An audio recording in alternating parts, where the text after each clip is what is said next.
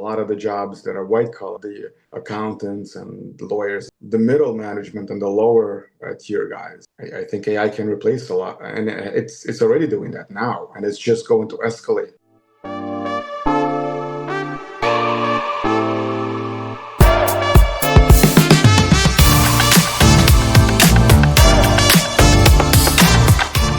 Welcome to the podcast. Today we have a special guest, Anton Glotzer. Anton is the CEO of Del Norte TerraVision, as well as the VP of ZyraCorp.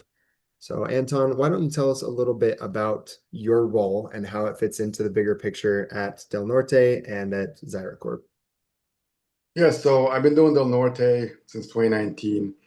The goal of the company was to digitize and tokenize government data so that when that data becomes a token, like an NFT, it's stored on the blockchain, it becomes immutable, it gets all the benefits of being on chain, meaning that nobody can hack it, nobody can steal it, nobody can corrupt it, which is a real problem in the developing world where documentation, especially paperwork documentation, is easily and often is corrupted. And because of that, the value of their assets is not nearly as high as in the developed world, even though oftentimes the quality of the asset is actually better, like beachfront property in Central South America is nicer than, let's say, beachfront property in New York.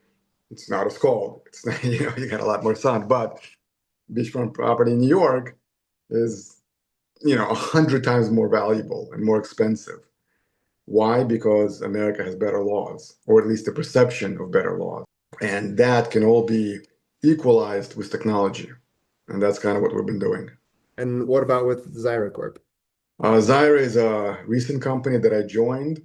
Our goal is to create a payment infrastructure that is quantum secured. I'm sure you know that quantum computers are coming, and they're coming a lot sooner than most people realize. Even Vitalik Buterin and some of these other big crypto guys talking about how their own payment infrastructure that they built is going to be hacked by quantum computers before they're going to be quantum secured. So we're trying to prevent that. We're building out that technology and writing the patents to create that type of network.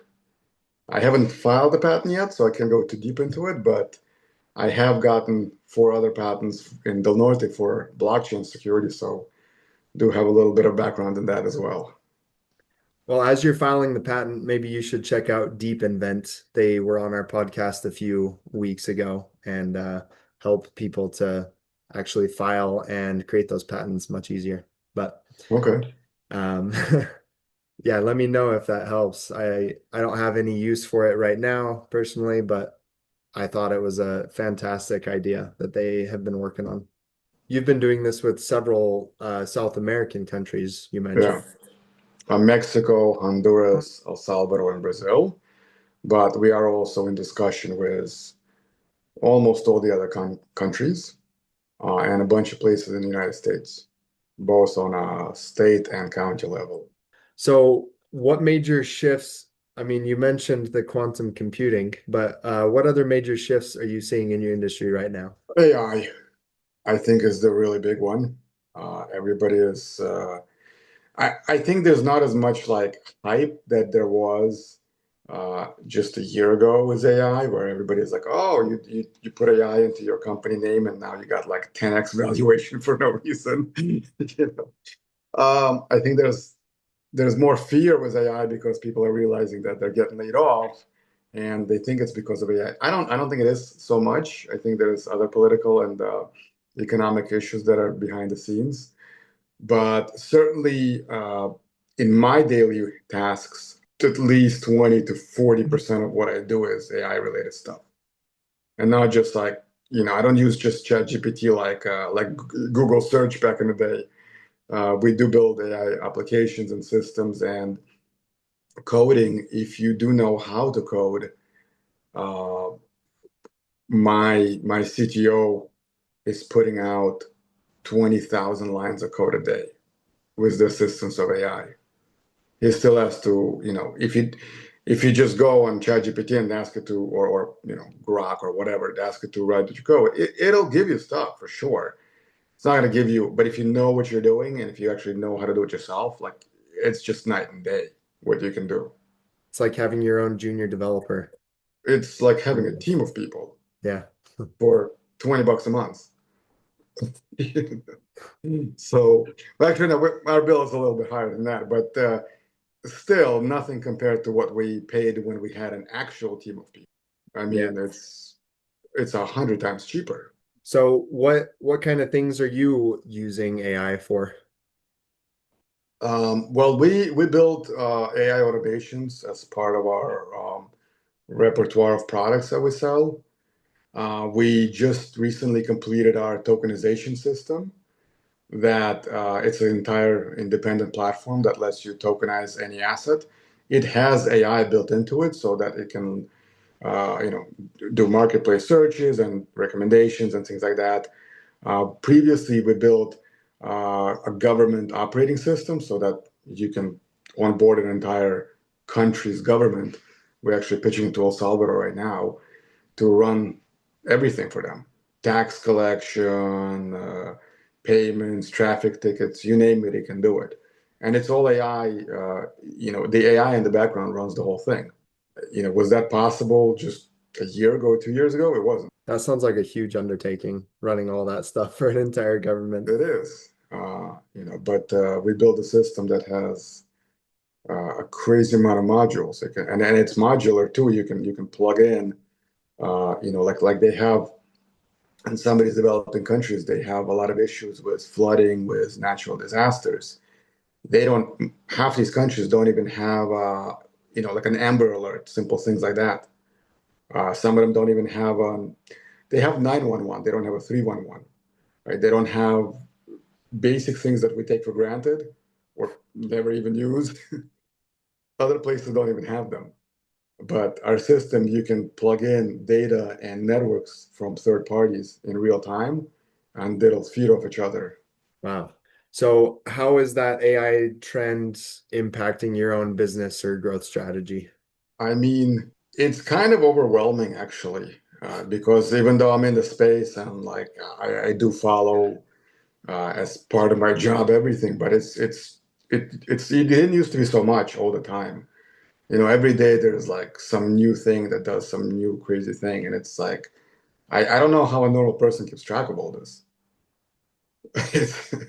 There's a lot of new things happening. I mean, now that vibe coding became a thing, it's like anybody can just build nothing super complex yet, but I've vibe coded a bunch of software applications that, just 2 years ago, or not even 2 years ago, last year, would have taken me months and probably I needed to get some help, versus today it takes me an hour to Yeah. just create a standalone application I can put into the App Store. So People are that's doing kind that of, with little hmm? mini websites as well. Like just a little Yeah, mini website that does some specific task that they can then, like sell or something. exactly. It's and there's it's too much to keep track of. I Yeah. think I think we're in that the technology goes through the stages where there's just an explosion of everything, and then we hit a break and then there's a consolidation. But right now we're in the explosion of AI, where anybody with a computer and working hands, they can just type prompted to do something, and boom, you got an application or a website or whatever. Yeah, And there's a lot of crap out there too because of that. for sure. So with it being so overwhelming, what's working well for you and what's been frustrating about that? Um, I think the frustration, well, so when it comes to selling AI, in my case, some of the people I've talked to, they think it's like, well, it's so easy. Why am I gonna work with you? I can just do it myself, and then they go and try to do it themselves, and it doesn't work. And then they come back to me a month later, it's like, hey, can you do it? Because, I couldn't figure it out. So that's kind of frustrating because it makes it seem a lot easier than it really is to build something quality. With tokenization, it is right now, like there's a lot of noise. There's a lot of news. There's every CEO of major bank has talked about how they're going to be tokenizing everything, and that's their game plan for the next decade. But there's not really a lot of success stories that you can point to, right? There's a lot of noise. And when people say, well, why do I need to tokenize? Why can't I just do it the traditional way? I can say, well, look at these 10 examples and look at it happen to them. Because what I've done in the past with Latin America, it makes sense over there because you're preserving the validity of documentation. The guy who's building a high-rise in Miami doesn't care about that. He was like, can I get Chinese and Indian and Japanese buyers easier? Can I sell this faster? Okay, you're telling me I can. Where's the example? I'm like, well, you understand that we're the first platform that's doing this. There aren't any examples. So that's been the other challenge. Um, but it's today, it's not forever. And I have onboarded very large projects already in the past. So this is just it's a temporary challenge, so to speak. So I think long term it's going to be overcome as well. Um, and with payments, I mean, the good thing about quantum security and payments, quantum has been in the lexicon and in the pop culture for a very long time, since like the original Star Trek or even before that. And it doesn't have that negative feel that crypto came with. There is no period where you have to explain that crypto is not a scam and this is a real technology. Like when you tell people quantum, they're like, oh wow, that sounds like Star Wars or Star Trek.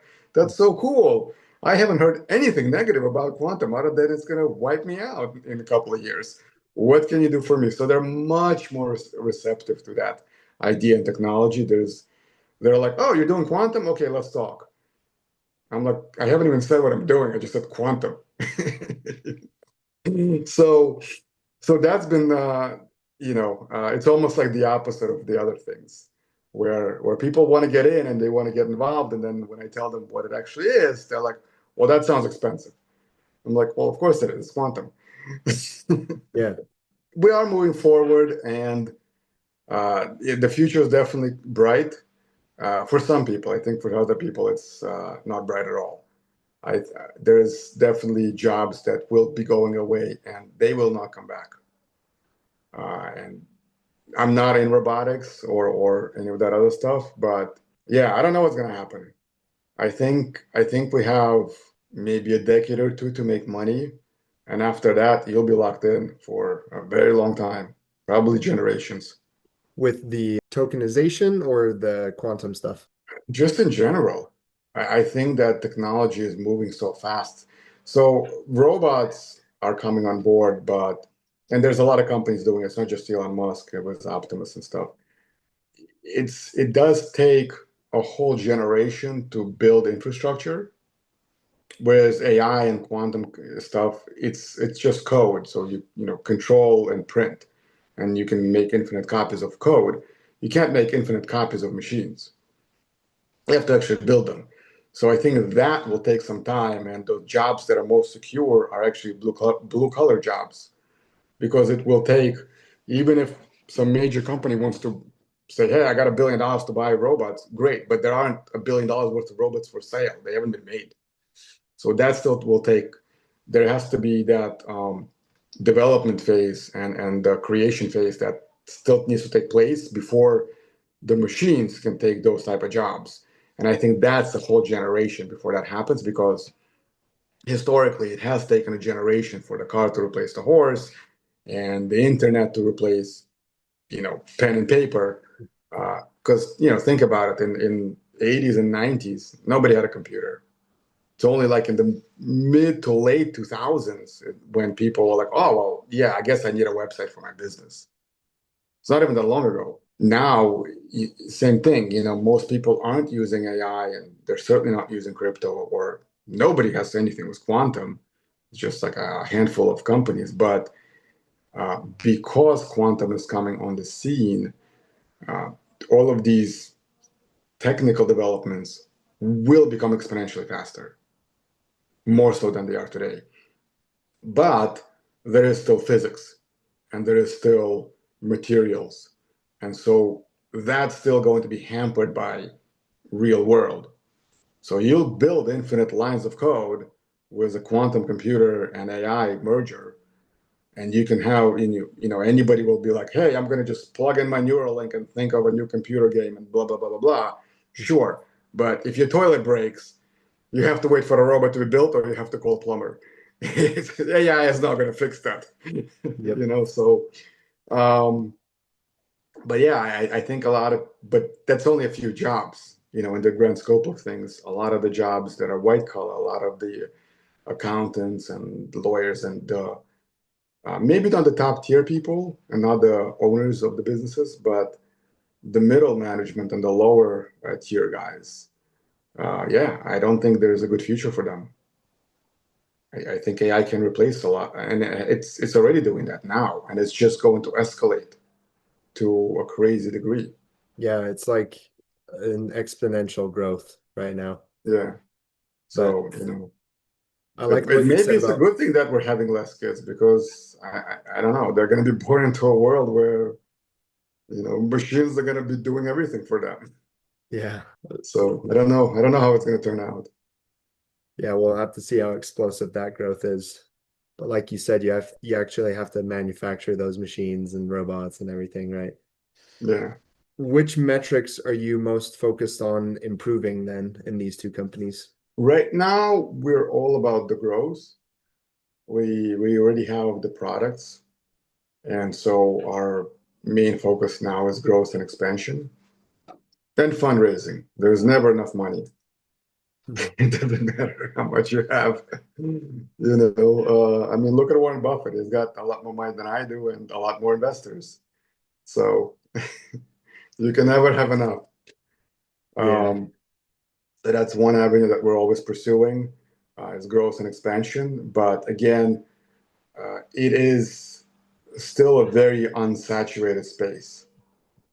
When it comes to say, selling AI automations, there's hundreds of thousands of people doing that. Anybody can, take a week or two and learn the stuff and get into the space. Selling a tokenization project with a proprietary software and platform, what, 10 companies maybe? The whole world has, that's it. So it's still a very, very wide open market. Quantum, even less. There's a lot of people in payments, but not even a dozen. it's a very sub niche. Yeah, well, it's a sub niche, but it's one of those things that once you think about it, you realize that, well, I need it myself as well, because if I'm not quantum secure, then it doesn't matter whether it's your crypto wallet or your bank account or just files on your computer. If a quantum hack happens, you're done. Any digital stuff is gone. It's hacked. Means it loses all of its value, which means banks go under, like all of the ones that aren't protected, and all the crypto goes under because how can you have a value to an asset if anybody can just hack that asset and steal it or duplicate it? So I think that I know there's a lot of people working on this issue, but it hasn't been solved yet. So there's definitely a lot of fear in the market for what is coming. Maybe we'll have a Y2K situation. Maybe it's just a nothing burger, which I hope it is, actually. I hope it is. But it was a nothing burger because they took a decade to prepare. And some computers still did crash. It just wasn't as big of a deal as a quantum computer that's owned and operated by an unfriendly government who wants to steal everything you have, Yeah. which in this case it is. So with ZyraCorp, is it something that works with these banks, or is it more of something similar to payment intake like Stripe? So the focus right now is on peer-to-peer payments.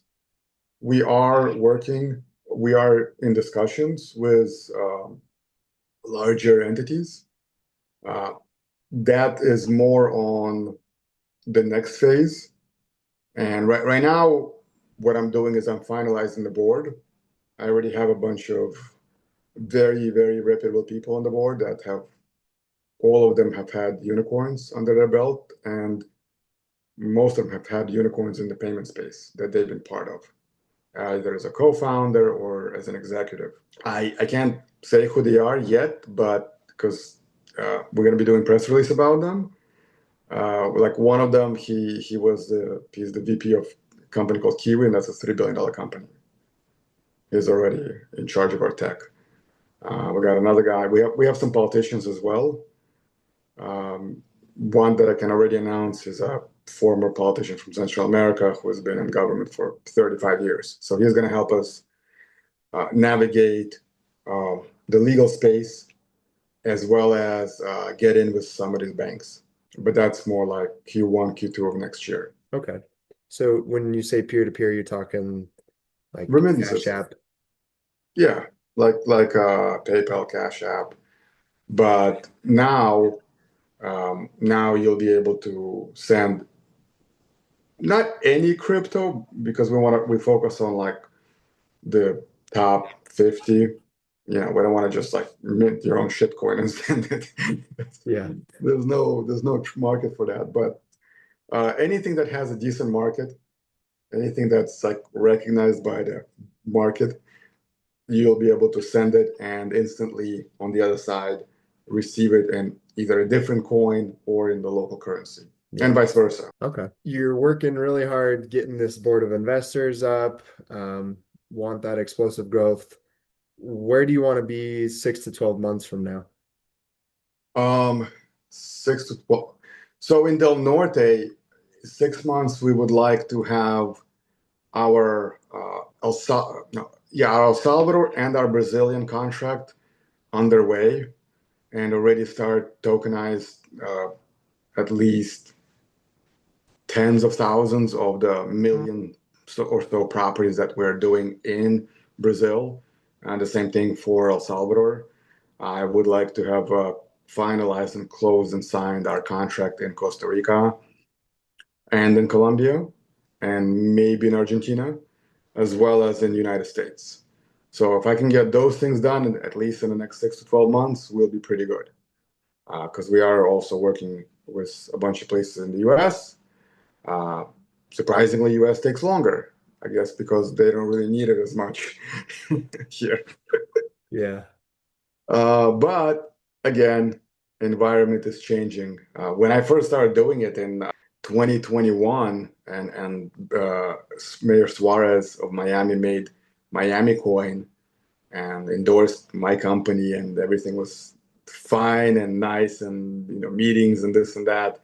And then in 22, the market tanked, and they stopped talking to me. I'm like, but nothing to do with me. But yeah, it's politics, on a dime, and all your work has gone to waste. And they started talking to me again just after Trump's election. It's crazy. But again, I didn't cause the collapse of the market, but that's just how it is in politics.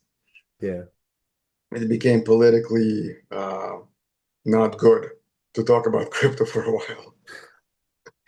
And then with Zyra, our goal is to finalize our seed round right now, to finalize onboarding everybody, all the executive team. And I'm hoping to, certainly before Christmas, we'll get it done, but I was hoping to at least close one or two more of them by Thanksgiving. It's only like really two more people that we need to finalize, and we're good. Maybe three. There's a third one we're talking to, but we get these next two, we're golden. And after that, next year, we're going to be doing a $75 million raise. But with that, we'll be able to expand all over Latin America very rapidly and um, start generating revenue by Q Well, we can actually generate revenue today. We already have some of the systems up and running, but I'm talking like post-raise revenue by Q2, Q3. Okay. Ambitious goals. I like it. Yeah. Well, But with AI, everything's faster now. for sure. And when you have several unicorn C-level people in there, that's going to help as well.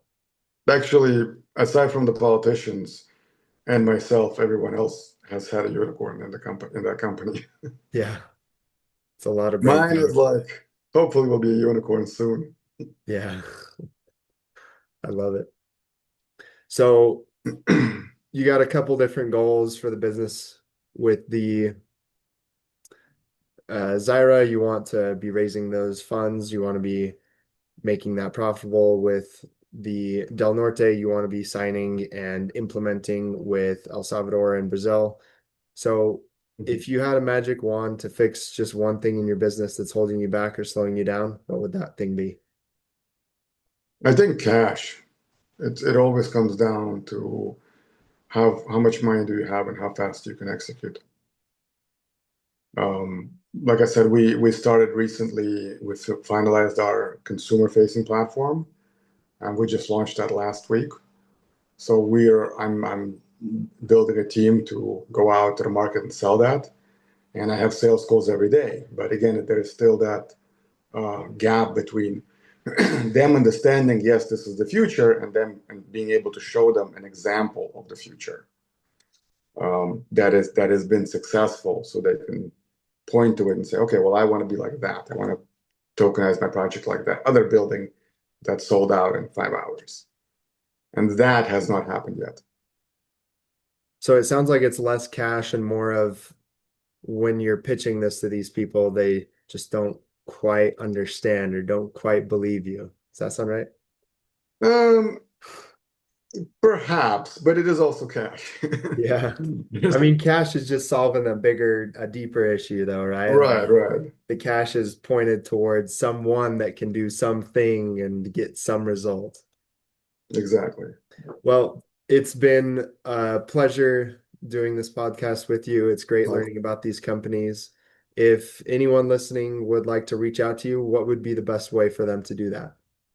but I guess my email, well, they can find me on, I have every social media that exists. That I'm on all of them.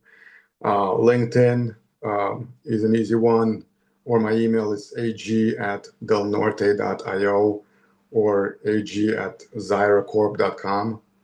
Any one of those works. Again, thank you, Yeah, Anton. thank you. It's been wonderful talking to you. And for our listeners, don't forget to like and subscribe.